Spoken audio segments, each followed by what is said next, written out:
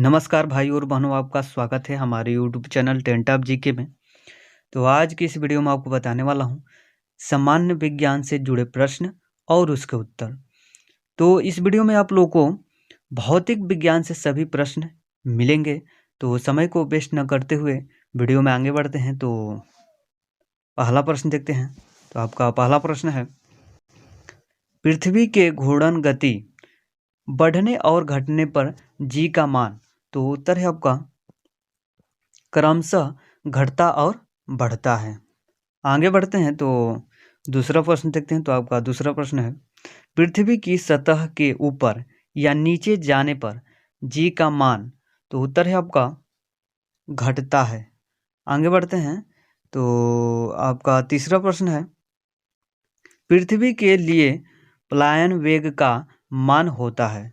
तो उत्तर है आपका 11.2 किलोमीटर प्रति सेकंड। आगे बढ़ते हैं तो आपका चौथा प्रश्न है, पृथ्वी की सतह से ऊपर जाने पर वायुमंडलीय दाब होता है। तो उत्तर है आपका कम। आगे बढ़ते हैं तो आपका पांचवा प्रश्न है, जब लिफ्ट नीचे की ओर जाती है तो लिफ्ट में स्थित व्यक्ति का भार होता है। तो उत्तर है आपका घटा हुआ। आगे बढ़ते हैं तो आपका छठा प्रश्न है, पहाड़ों पर खाना देर से पकता है तथा वायुयान में बैठे व्यक्ति के फाउंटेन पेन का स्याही रिश्ता है। तो आपका उत्तर है वायुमंडलीय दाब कम होने के कारण। आगे बढ़ते हैं तो आपका सातवां प्रश्न है, जब बर्फ पानी में तैरता है तो उसका ऊपर रहने वाला भाग है। तो उत्तर है आपका 1/10। आगे बढ़ते हैं तो आपका आठवां प्रश्न है, द्रव का ताप बढ़ाने पर पृष्ठ तनाव हो जाता है। तो उत्तर है आपका कम। आगे बढ़ते हैं तो आपका नौवां प्रश्न है, साबुन तथा डिटर्जेंट जल के पृष्ठ तनाव को। तो उत्तर है आपका कम कर देता है। आगे बढ़ते हैं तो आपका 10वां प्रश्न है, एक आदर्श तरल की श्यानता होती है। तो उत्तर है आपका 0। आगे बढ़ते हैं तो आपका 11वां प्रश्न है, प्रत्यास्था गुणांक के नियम को कहते हैं। तो उत्तर है आपका हुक का नियम। आगे बढ़ते हैं तो आपका 12वां प्रश्न है, लोलक की लंबाई बढ़ने पर उसका दोलन काल। तो उत्तर है आपका बढ़ता है। आगे बढ़ते हैं तो आपका 13वां प्रश्न है, गर्मियों में लोलक घड़ी लोलक की लंबाई बढ़ने के कारण। तो उत्तर है आपका सुस्त हो जाती है। आगे बढ़ते हैं तो आपका 14वां प्रश्न है, वायु में ध्वनि की चाल होती है। तो उत्तर है आपका 332 मीटर प्रति सेकेंड।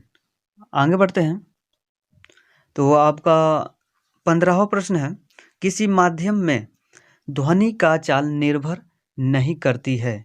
तो आपका उत्तर है आवृत्ति पर। आगे बढ़ते हैं तो आपका 16वां प्रश्न है, गैसों एवं द्रव में ऊष्मा का संचरण होता है। तो उत्तर है आपका संवहन द्वारा। आगे बढ़ते हैं तो आपका 17वां प्रश्न है, विद्युत चुंबकीय तरंग तथा प्रकाश की तरंगे होती हैं। तो उत्तर है आपका अनुप्रस्थ तरंग। आगे बढ़ते हैं तो आपका 18वां प्रश्न है, प्रकाश की चाल निर्भर करती है।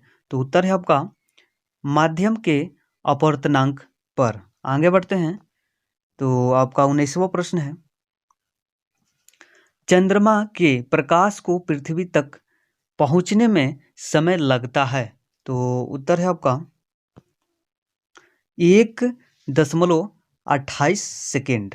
आगे बढ़ते हैं तो आपका 20वां प्रश्न है, सूर्य के प्रकाश को पृथ्वी तक पहुंचने में समय लगता है।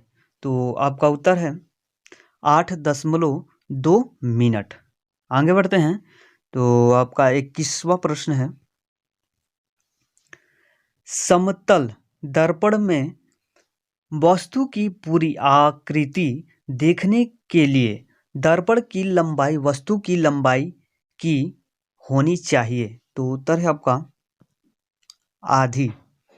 आगे बढ़ते हैं। तो आपका 22वां प्रश्न है, गाड़ी के हेड लाइट में तथा आँख कान एवं नाक के डॉक्टर प्रयोग करते हैं। तो उत्तर है आपका अवतल दर्पण का।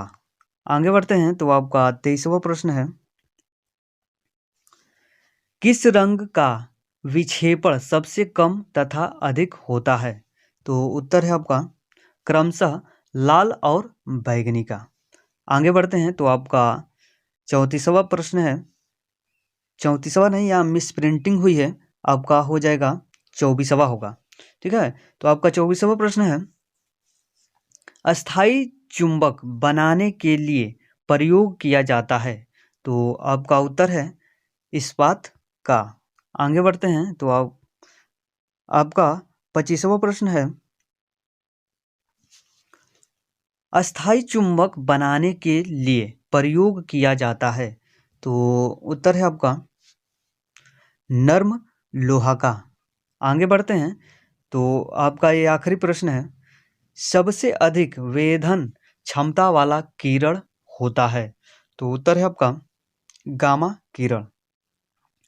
तो दोस्तों, मैं आशा करता हूँ कि इस वीडियो में आप लोगों को इस सामान्य विज्ञान से यानी भौतिक विज्ञान से जुड़े प्रश्न और उसके उत्तर बिल्कुल आसान में याद हो गया होगा। तो आज की इस वीडियो में इतना ही। Thank you.